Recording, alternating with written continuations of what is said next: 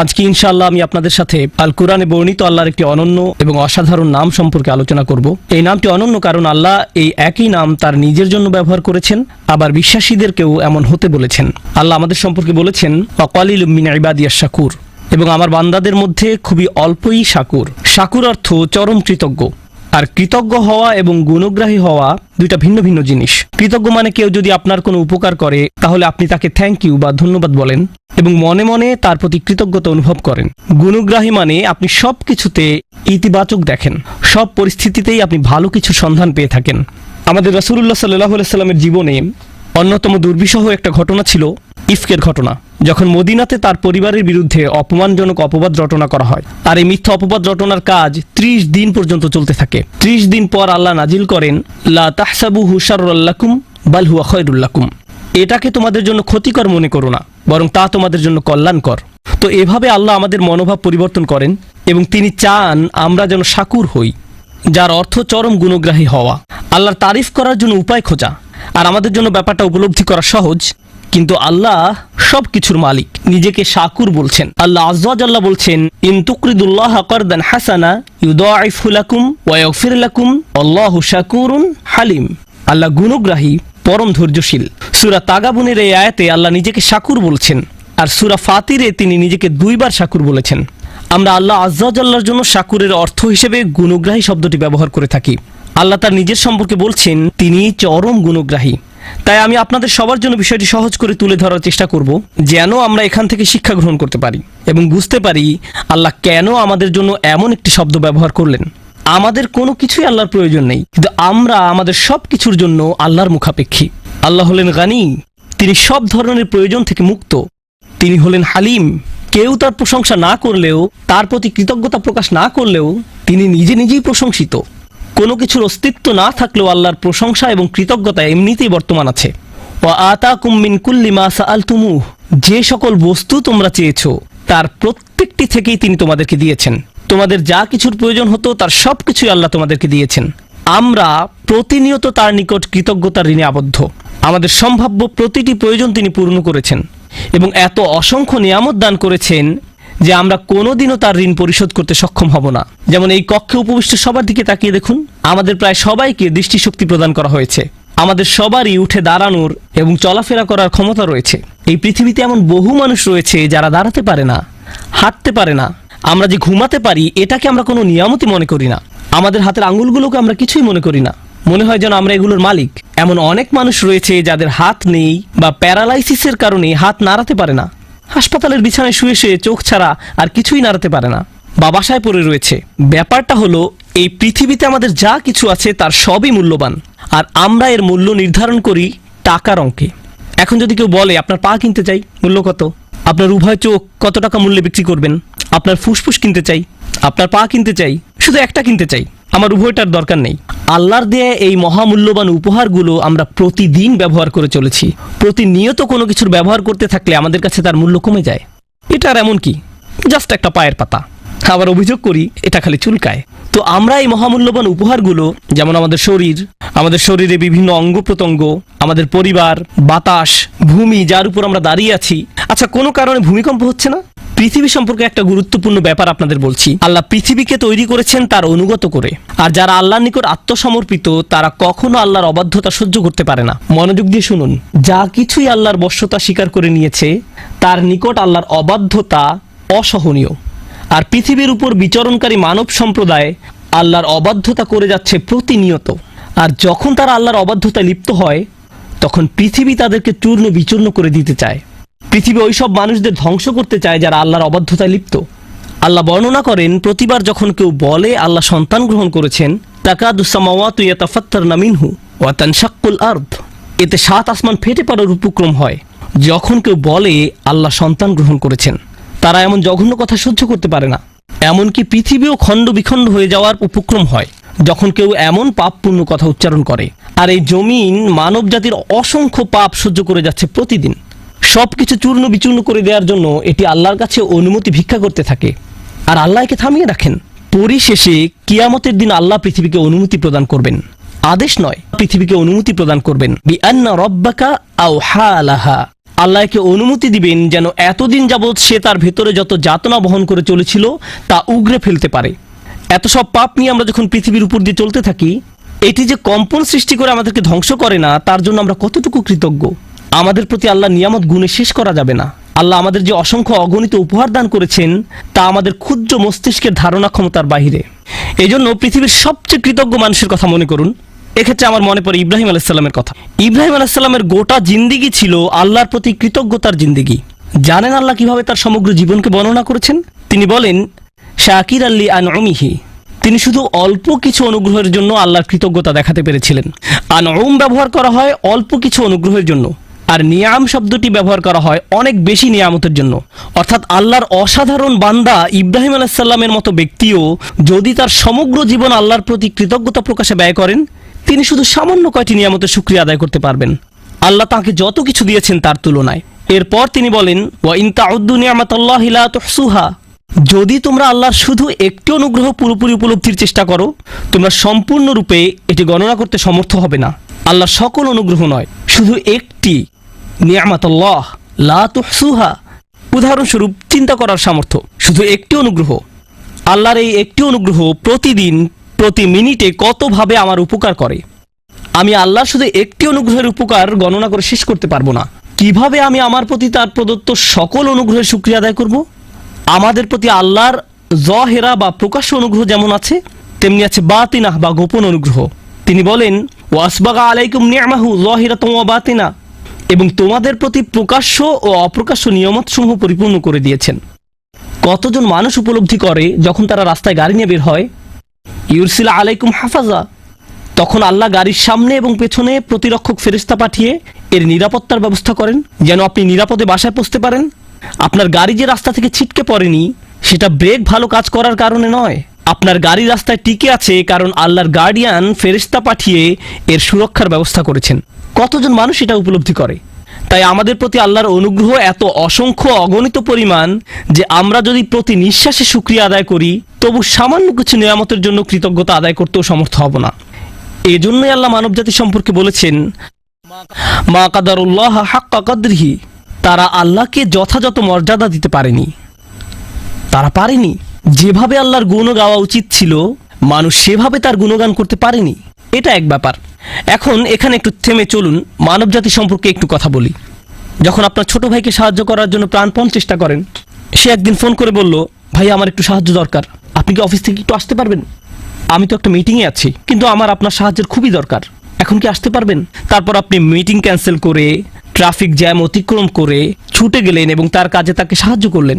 আর এটা বড় কোনো ব্যাপার ছিল না, তাই ছোট একটা কাজের জন্য গুরুত্বপূর্ণ মিটিং বাদ দিয়ে আসায় আপনি কিছুটা বিরক্ত। সিরিয়াসলি, তুমি এই সামান্য কাজের জন্য আমাকে এভাবে ডেকেছো? কিন্তু এরকম একবার নয়, সে বারবার আপনার সাহায্যের জন্য আপনাকে আহ্বান করে। এরপর এক সময় আপনি আর তার কোনো ফোন কল রিসিভ করেন না। ও আবার সে ফোন দিয়েছে, তখন টেক্সট মেসেজ পাঠান, আমি এখন ব্যস্ত, কল এলে কেটে দিব না, তাহলে সে বুঝে যাবে। এর চেয়ে বরং রিং হতে থাকুক।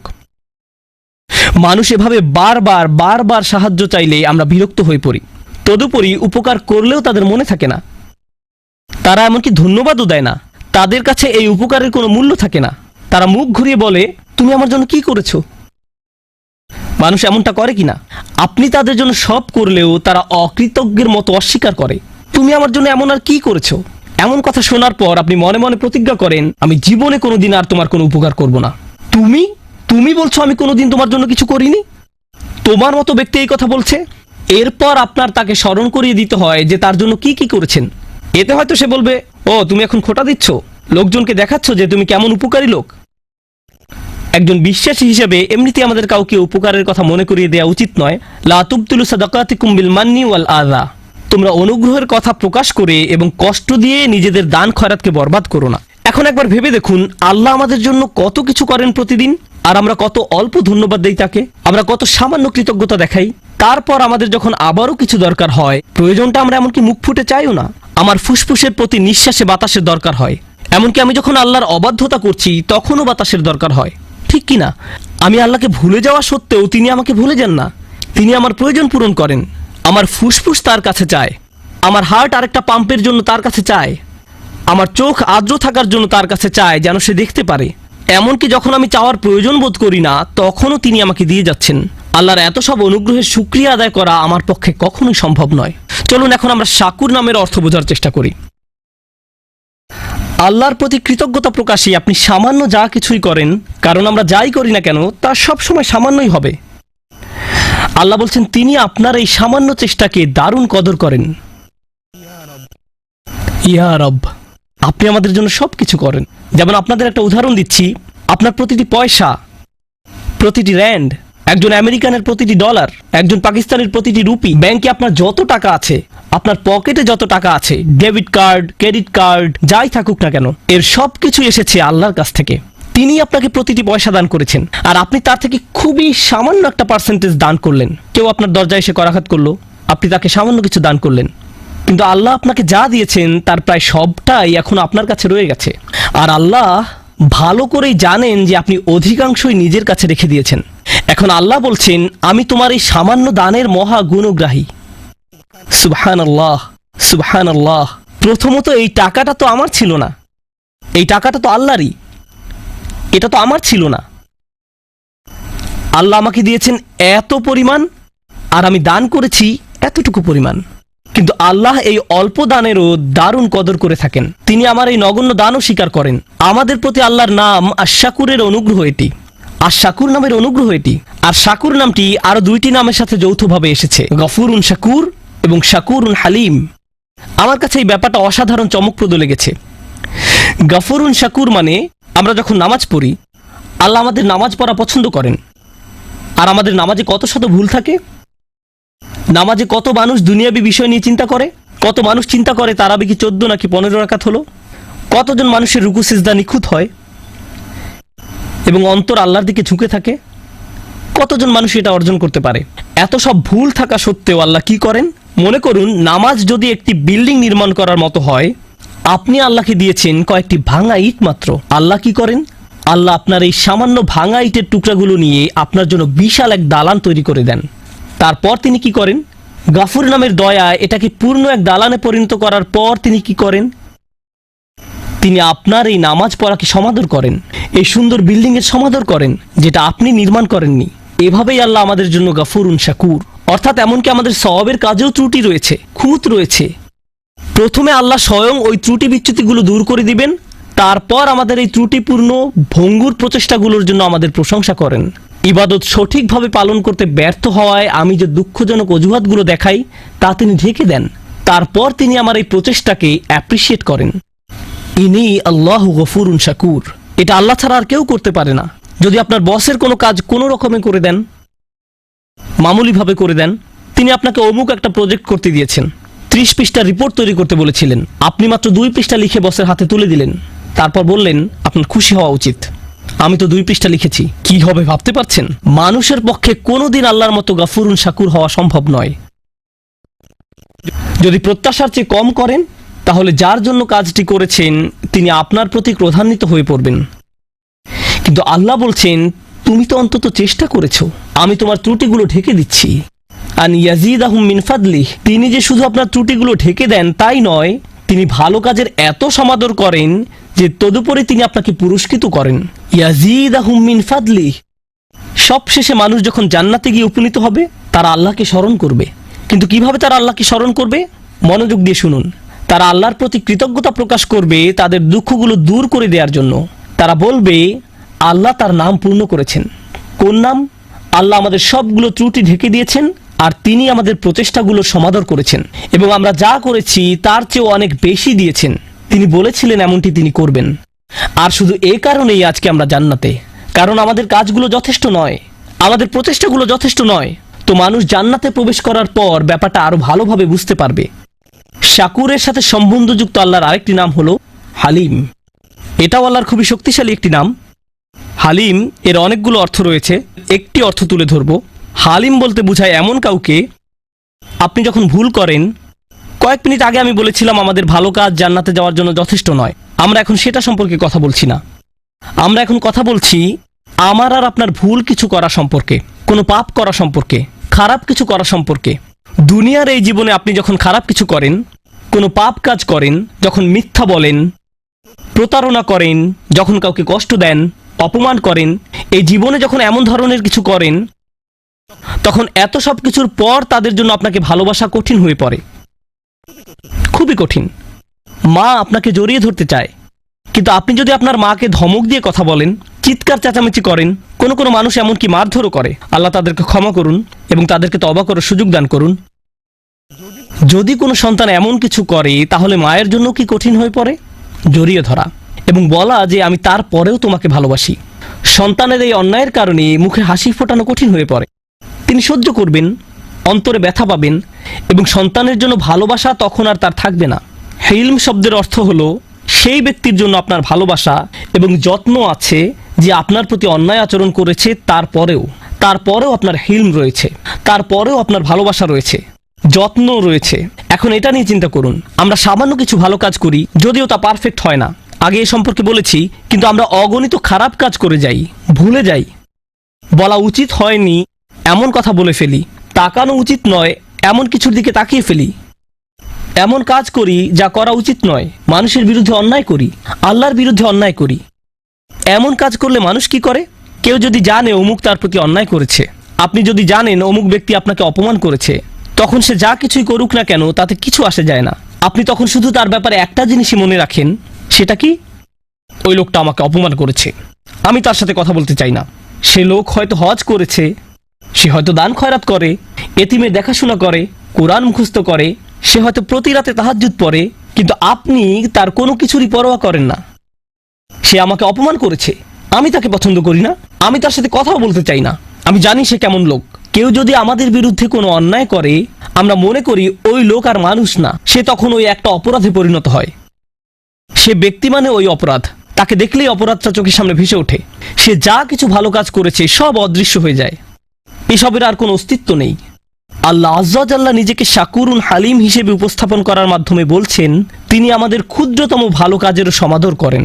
তিনি আমাদের ভয়ানক অন্যায় কাজের কারণে আমাদের ভালো কাজগুলো মুছে দেন না, তিনি ডিলিট করে দেন না, তিনি ভালো কাজগুলো স্বীকার করেন, মুছে দেন না, কিন্তু মানুষ এই কাজ করে। এজন্য তিনি শাকুর এবং হালিম। পাপ করা সত্ত্বেও তিনি আমাদেরকে ভালোবাসেন, তবু তিনি তাদেরকে ভালোবাসেন এবং তাদের ভালো কাজের সমাদর করেন, তাদের ভুল কাজগুলো সত্ত্বেও। ভাবতে পারেন, আয়েশা রাদিয়াল্লাহু তাআলা আনহা হলেন আমাদের মা। রাসূলুল্লাহ সাল্লাল্লাহু আলাইহি সাল্লামের সময়কালে কিছু মুসলিম রাদিয়াল্লাহু আনহুম তার সম্পর্কে এমন কিছু কথা বলে ফেলেন যা বলা উচিত ছিল না। তারা এই অন্যায় কাজে জড়িয়ে পড়ে। যখন তারা এসব বলা বলি করছিল, আবু বকর রাদিয়াল্লাহু তাআলা আনহু খুবই মনক্ষুণ্ণ হয়ে পড়েন। তিনি ছিলেন আয়েশার বাবা, তিনি আবার রাসূলুল্লাহ সাল্লাল্লাহু আলাইহি সাল্লামের খুব কাছের মানুষ ছিলেন। কেউ যদি আপনার মেয়ের বিরুদ্ধে কিছু বলে, তখন আপনার কেমন লাগবে? কিভাবে এমন কথা সহ্য করবেন? আর আল্লাহ আজ্জা ওয়া জাল্লা এমন মানুষদের বর্ণনা দিচ্ছেন যারা হযরত আয়েশা রাদিয়াল্লাহু তাআলা আনহা সম্পর্কে বাজে কথা বলেছিল। তোমার উচিত তাদেরকে ক্ষমা করে দেয়া। তাদের একজন মক্কা থেকে এসেছিলেন, এই ঘটনা মদিনায় ঘটে, কিন্তু তিনি কোথা থেকে এসেছিলেন? মক্কা। তিনি আবার বদর যুদ্ধে অংশগ্রহণ করেছিলেন। আল্লাহ হলেন হালিম, তিনি তাদের ভুলগুলোর আলোকে তাদের সম্পর্কে কথা বলার পরিবর্তে তাদের ভালো কাজগুলোর আলোকে তাদের সম্পর্কে কথা বলেন। আল্লাহ তাদের ভুল কাজের কারণে তাদের ভালো কাজগুলো নির্মূল করে দেননি। তিনি আবু বকর রাদিয়াল্লাহু তাআলা আনহুকে উৎসাহিত করেন এই বলে, আলা তুহিব্বুনা আইয়াগফিরাল্লাহু লাকুম, তোমরা কি কামনা করো না যে আল্লাহ তোমাদেরকে ক্ষমা করেন? তিনি তাকে ক্ষমা করে দেওয়ার জন্য উৎসাহ প্রদান করেন। সুবহানাল্লাহ, এটা হলো মানুষের জন্য আল্লাহর হিলম, মানুষের জন্য আল্লাহর হিলম।